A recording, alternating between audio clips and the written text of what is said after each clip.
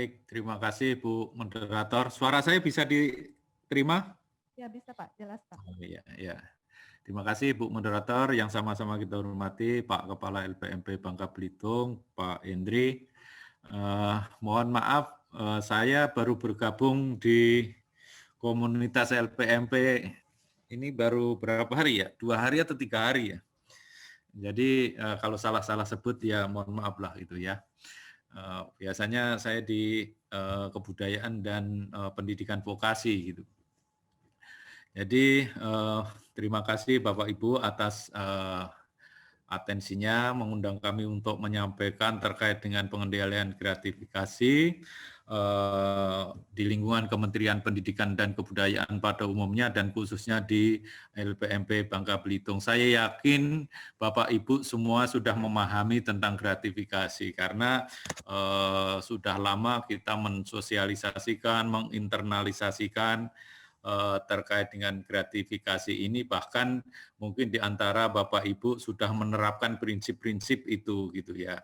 Di antaranya adalah untuk tidak memberikan sesuatu apabila ada mungkin teman-teman kami yang bertugas atau berdinas gitu ya. Sebetulnya itu penerapan dari nilai-nilai pengendalian gratifikasi itu sendiri.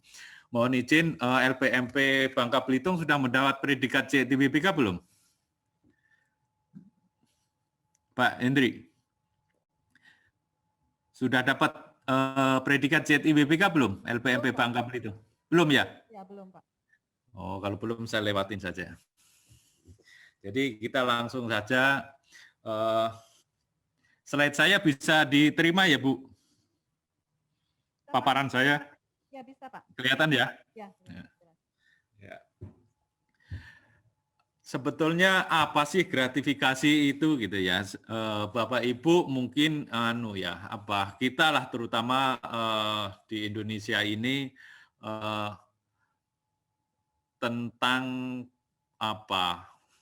perayaan-perayaan menyambut suatu hari-hari yang spesial gitu itu kan sudah hal yang biasa ya sebetulnya.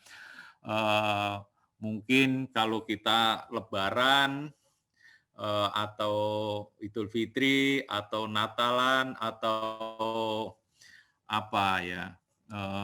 hari-hari tertentu lah yang itu perlu dirayakan itu kan sudah menjadi tradisi ya.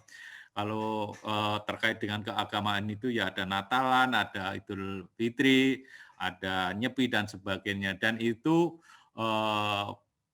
kebiasaan untuk saling memberi itu kan sudah hal yang biasa. Terkait dengan budaya, kita juga sering melakukan apabila kita punya anak untuk naik ke pelaminan atau ke jenjang pernikahan gitu ya. Itu kan sudah biasa kita saling membantu dan saling memberi terkait dengan acara itu. Kemudian terkait dengan pergaulan kita, mungkin kalau Pak Henry diangkat menjadi kepala LPMP, traktir atau ulang tahun gitu kan, traktir gitu kan, itu kan juga sering terjadi. Kemudian juga terkait dengan etika, kalau kita mendapatkan bantuan, ucapan terima kasih dalam tanda kutip ya, nanti keterkaitannya dengan gratifikasi atau bukan kita akan jelaskan. Jadi budaya seperti itu, kebiasaan seperti itu sudah tumbuh berkembang sejak zaman dahulu kala. Dan itu apakah jelek? Tentu tidak gitu. Nah sekarang kita baru mau masuk tentang konsep apa itu gratifikasi gitu. Sebetulnya kalau pengertian gratifikasi itu sendiri gitu ya, itu bisa diartikan pemberian dalam arti luas gitu.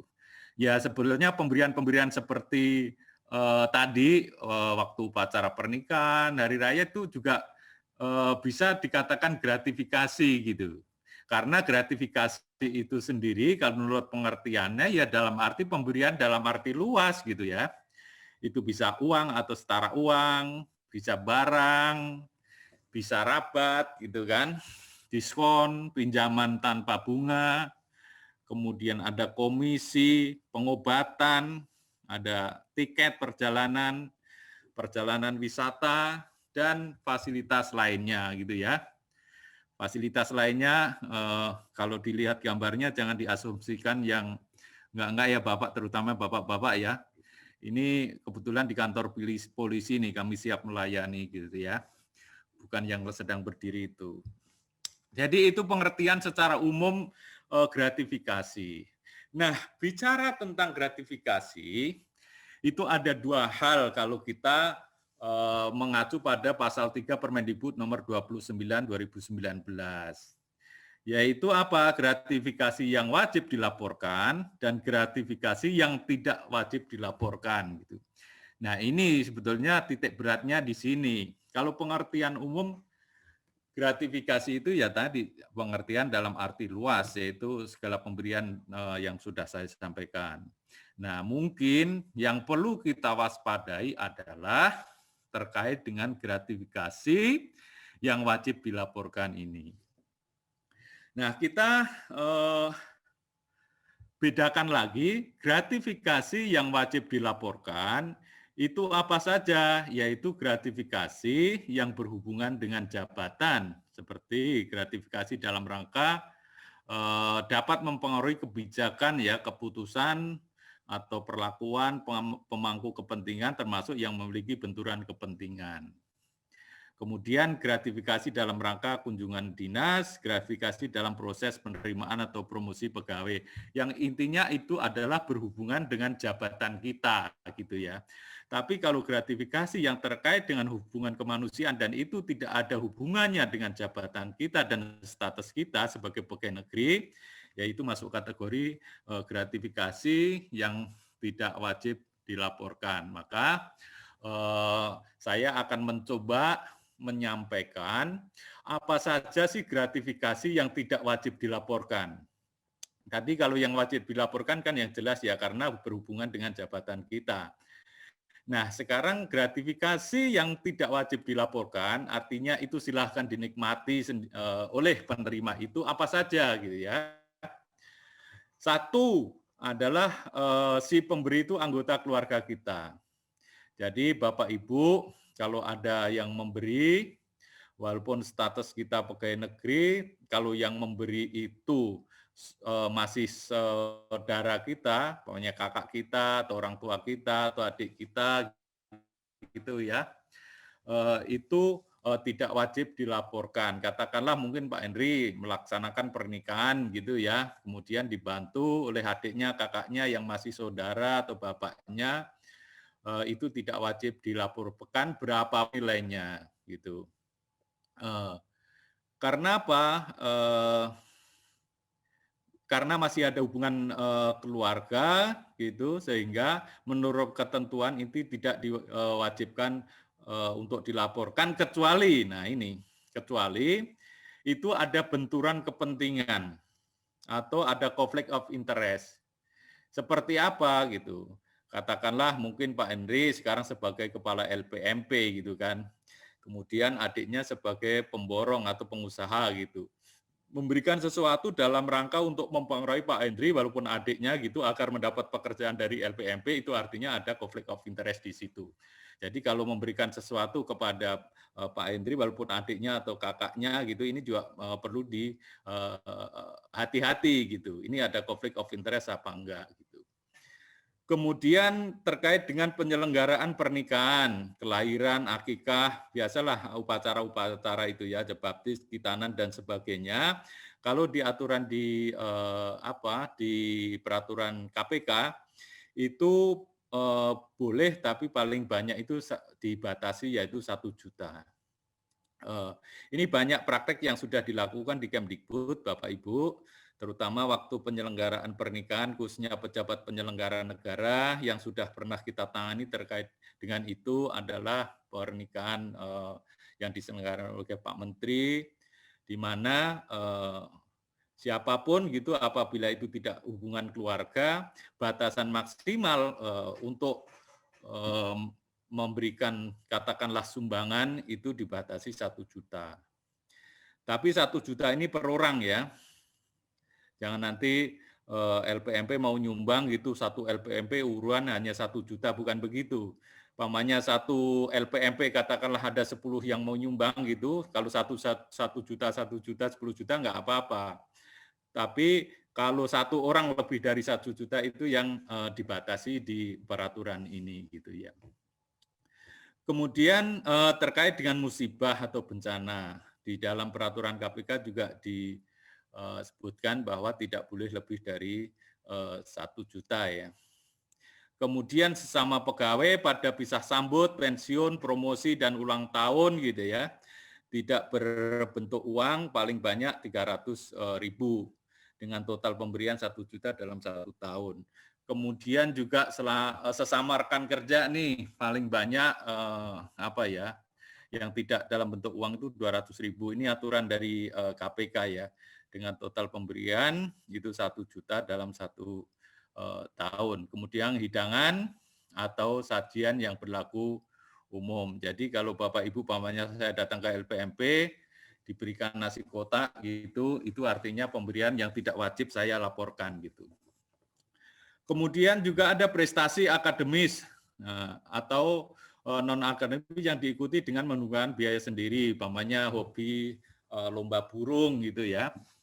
Selama itu biayanya sendiri, kalau juara ya tidak perlu apa pialanya itu dilaporkan. Kemudian keuntungan atau bunga dari penempatan dana investasi, kita nabung di bank.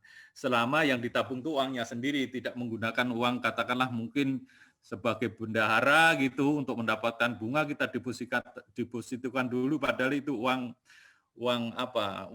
negara gitu ya, uang kegiatan itu nggak boleh. Artinya ini adalah siapapun yang menabung gitu atau berinvestasi itu mendapatkan bunga itu tidak wajib dilaporkan. Kemudian juga manfaat dari koperasi, mungkin di LPMP ada koperasi, keuntungannya atau SHU-nya itu dibagi itu tidak wajib dilaporkan. Kemudian juga di kegiatan-kegiatan yang diberikan seminar kit ya, mungkin Bapak Ibu sering melakukan kegiatan mendapatkan seminar kit gitu yang berbentuk perangkat modul, alat tulis dan sebagainya itu juga tidak wajib dilaporkan. Kemudian penerimaan hadiah, beasiswa atau tunjangan baik berupa uang atau barang yang ada kaitannya dengan peningkatkan prestasi kerja yang diberikan oleh pemerintah atau pihak lain sesuai dengan ketentuan peraturan perundang-undangan.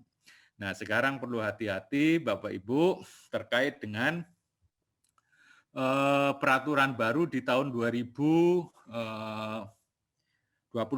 ya. Dulu kalau kita memberikan suatu materi, suatu makalah gitu ya, seperti inilah katakanlah gampangnya Bapak Ibu undang saya gitu kan. Apalagi kalau datang itu kan ada narasumber ya, ada pengeluaran narasumber. Kalau tahun yang sebelumnya itu sah gitu kan, artinya tidak perlu dilaporkan karena itu memang secara regulasi boleh.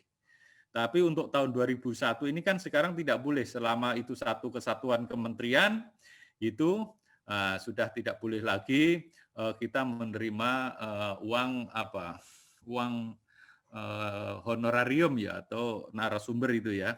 Honorarium untuk narasumber. Jadi hati-hati Bapak Ibu untuk tahun 2001 ini kalau kita diundang dalam satu lingkup satu kementerian gitu, walaupun kita sebagai narasumber kita sudah tidak berhak lagi untuk mendapatkan honor narasumber. Jadi Pak Hendri nanti jangan saya dikirimin narasumber ya, udah nggak boleh gitu. Nanti bisa masuk kategori gratifikasi yang harus dilaporkan. Kalau tahun-tahun kemarin memang secara aturan masih boleh gitu. Kemudian diperoleh dari kompensasi atas profesi di luar kedinasan. Mungkin Bapak Ibu punya kegiatan di luar selama itu tidak di jam kerja. Kalau dokter namanya praktek gitu kan, di luar jam kerja silakan, atau mungkin yang teknisi buka praktek apa di luar selama itu tidak di dalam jam kerja gitu, itu tidak wajib dilaporkan. Itu Bapak Ibu informasi terkait dengan gratifikasi yang wajib dilaporkan dan yang tidak wajib dilaporkan. Yang wajib dilaporkan tadi, saya ulangi lagi, yang wajib dilaporkan adalah gratifikasi yang berhubungan dengan jabatan kita ya. Tadi sudah saya sampaikan. Kemudian yang tidak diwajibkan itu ada 12, sudah kami sampaikan. Kemudian kita kadang-kadang kan masih bingung gitu ya. Bingung, ini masuk kategori gratifikasi atau bukan gitu ya. Maka ini ada salah satu tools atau alat ukur gitu ya.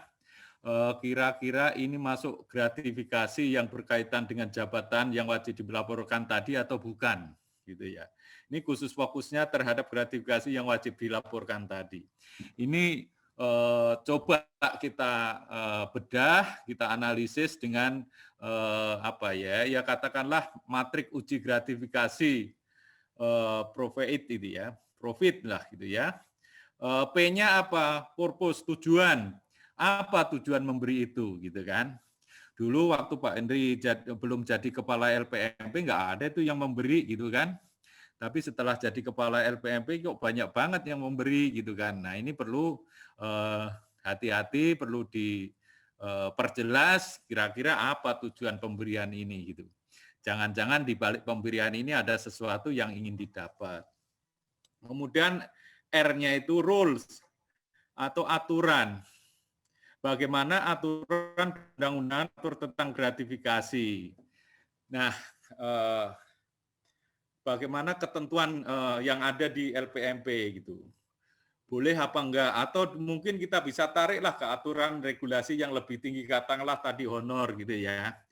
Ini saya diberi honor, padahal menurut aturan enggak boleh gitu ya. Jadi tentu ini tidak bisa diterima karena itu akan masuk dalam kategori gratifikasi yang wajib dilaporkan. Kemudian terkaitan O-nya itu terkait dengan keterbukaan, openness.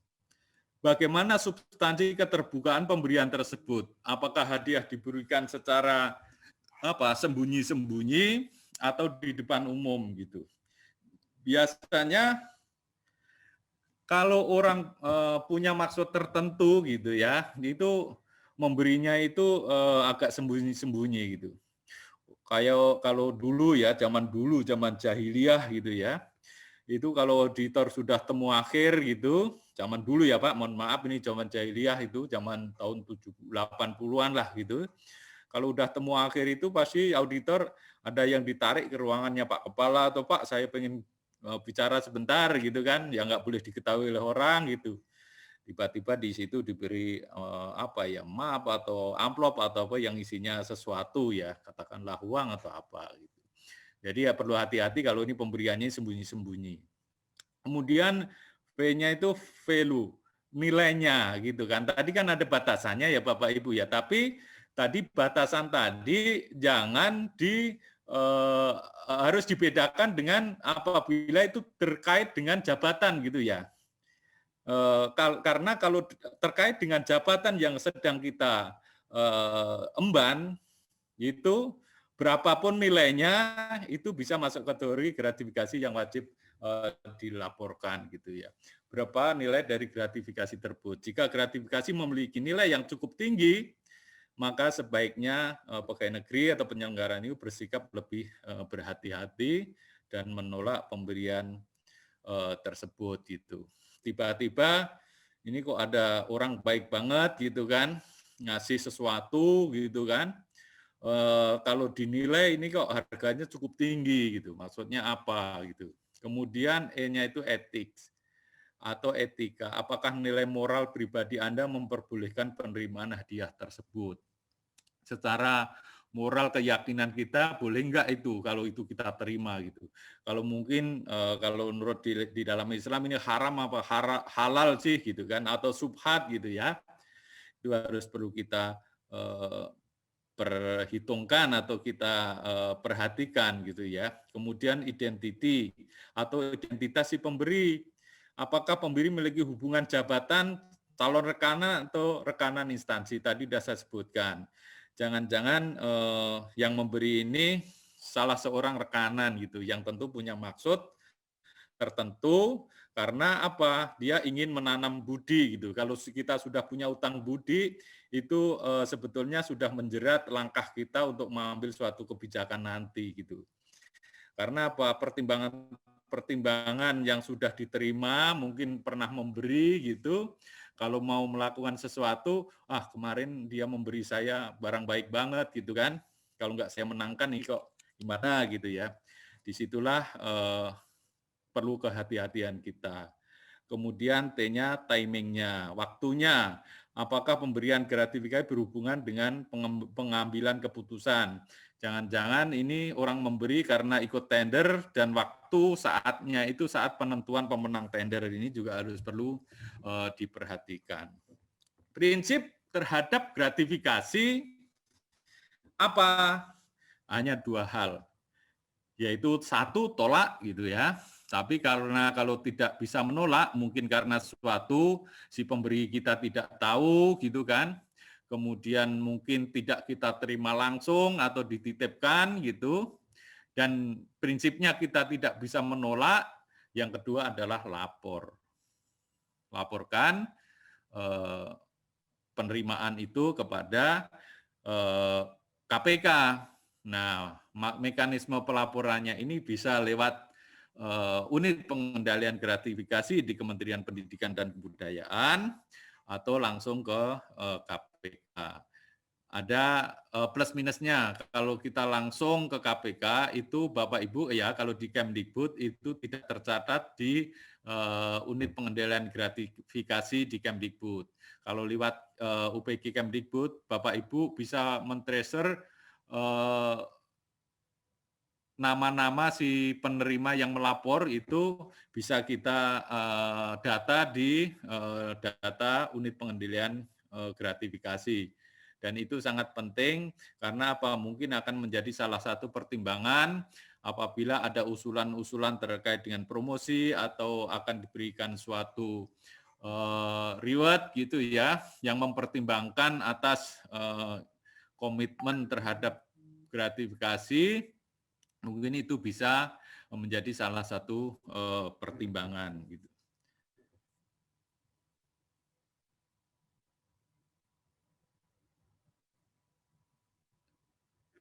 Selanjutnya, nah ini yang penting Bapak Ibu. Tadi dibilang gratifikasi kan pemberian dalam arti luas ya, ada yang boleh, ada yang tidak. Nah sekarang gratifikasi yang bisa dikategorikan korupsi atau dianggap suap itu gratifikasi yang seperti apa? Jadi tadi satu gratifikasi yang tidak perlu dilaporkan, kemudian gratifikasi yang harus dilaporkan, dan yang gratifikasi yang bisa mengarah kepada korupsi atau dianggap suap itu seperti apa gitu ya. Ada 3 hal yang harus dipenuhi apabila gratifikasi itu dikategorikan korupsi atau dianggap suap. Satu apa? Penerimanya adalah pegawai negeri atau penyelenggara negara. Ya kita ini ya pegawai negeri ya. Pegawai negeri tidak harus yang statusnya punya NIP PNS gitu ya. Bisa dalam pengertian seluruh pegawai yang mendapat gaji dari APBN itu bisa dikategorikan pegawai negeri ya.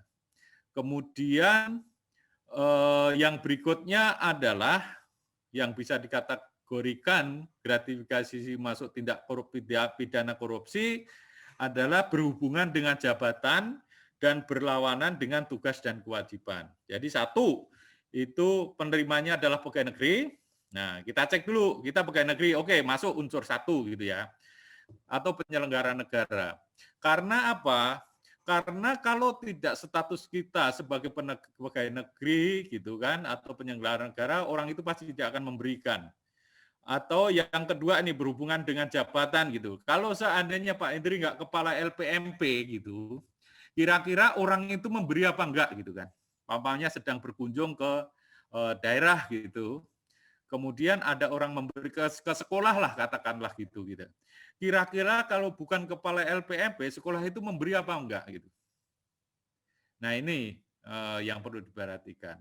Kalau 2 hal ini sudah terpenuhi, katakanlah kita sebagai pegawai negeri dan berhubungan dengan jabatan tadi, karena sebagai kepala LPMP katakanlah gitu, dan berlawanan dengan tugas dan kewajibannya, di mana seharusnya kita tidak menerima itu, atau karena menerima kita tidak menjalankan tugas kita gitu atau tidak menjalankan kewajiban kita gitu.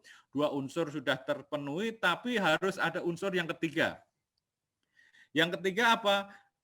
Dalam waktu 30 hari tidak dilaporkan kepada KPK.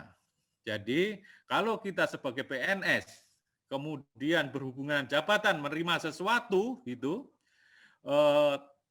tapi dalam jangka waktu kurang dari 30 hari kita laporkan, itu belum dianggap tindak pidana korupsi atau penyuapan atau dianggap suap gitu ya.